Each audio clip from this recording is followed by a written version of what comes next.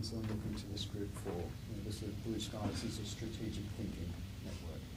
I'm looking to you guys to identify the things out of left field. So is there something there is there something that you would see as a key role for local government that we are blind to, that we haven't identified?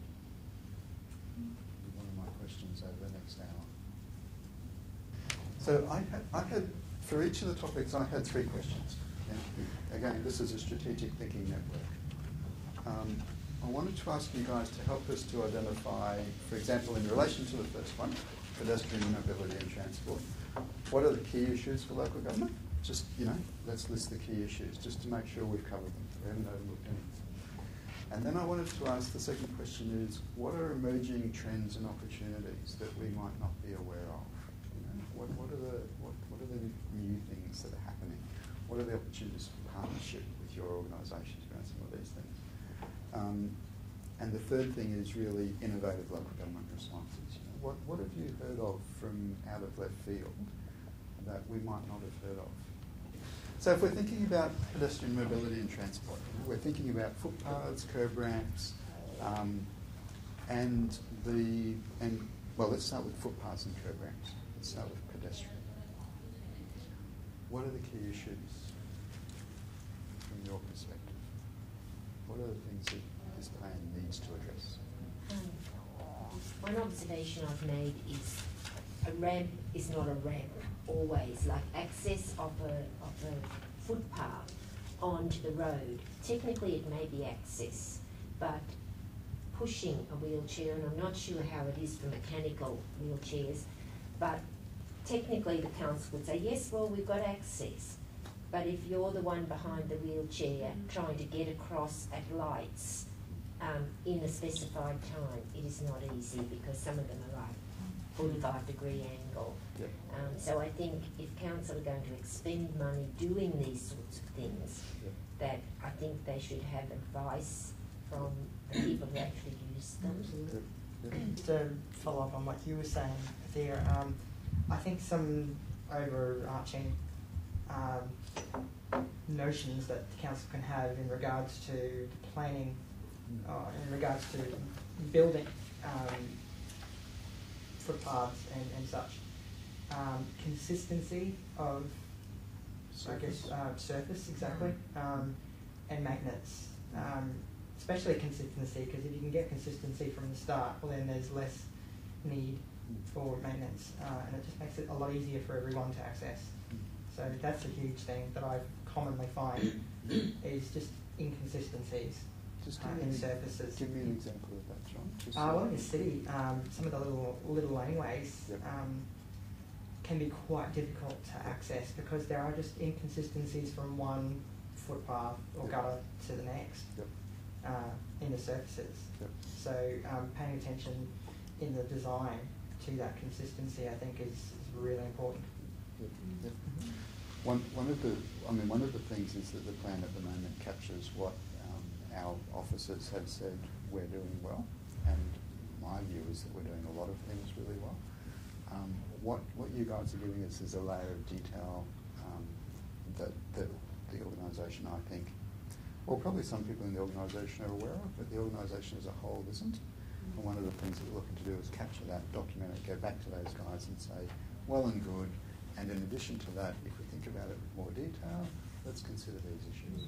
Let's have a really quick conversation about key issues in relation to the built environment in Brisbane. So planning, development, what are the key issues? Well, I think we went through a few of them previously about consistency of design, taking into account some of the more complex issues that some people with disabilities face, like the colour variances and uneven terrain and that sort of thing, and potentially having more people with disabilities actually being engaged in that design process. So there are opportunities, I think, and as you pointed out about the Racecourse Road development, so actually getting the developers to be very aware from the outset.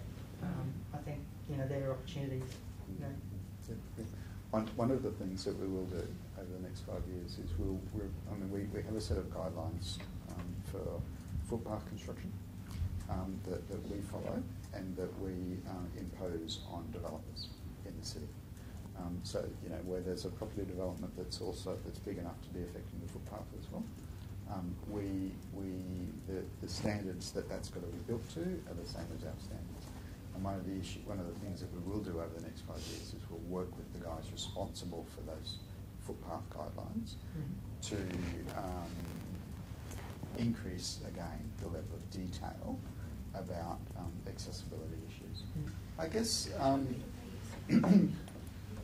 the other section that we flagged earlier that we would have a conversation around is around attitudes, and I guess I'm seeing that coming in under the community programs area. So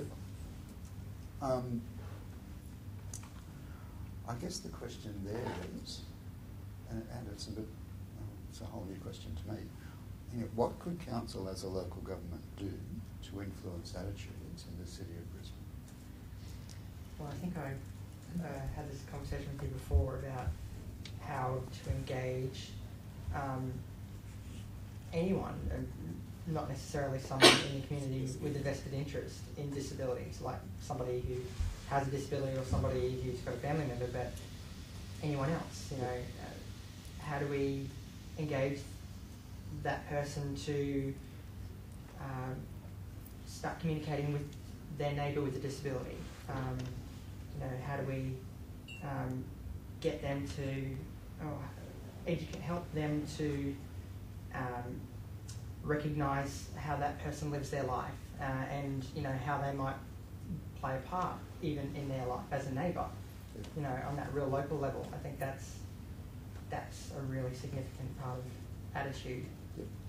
I think images are really powerful. Positive imagery. Yeah. You know, there's a lot that just doesn't need to be said when you need to make sure on the council website. You need to go and have a look.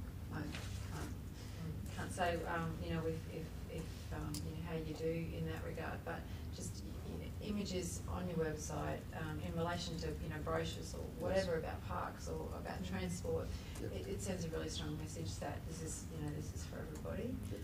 Some other specific kind of examples, I guess, would be Social Inclusion Awareness Week, where they actually have block parties, you know, and that could be something that council could do. Actually, have neighbourhood parties where you know people with disabilities can literally go out into their neighbourhoods, supported where needed, and start engaging on a very human level with their neighbours. And you know, eventually it'd be really good to get to the stage where you know a neighbour can ask a person with a disability, as they would with any neighbour, do you need me to go down the shops and get some milk for you, or you know.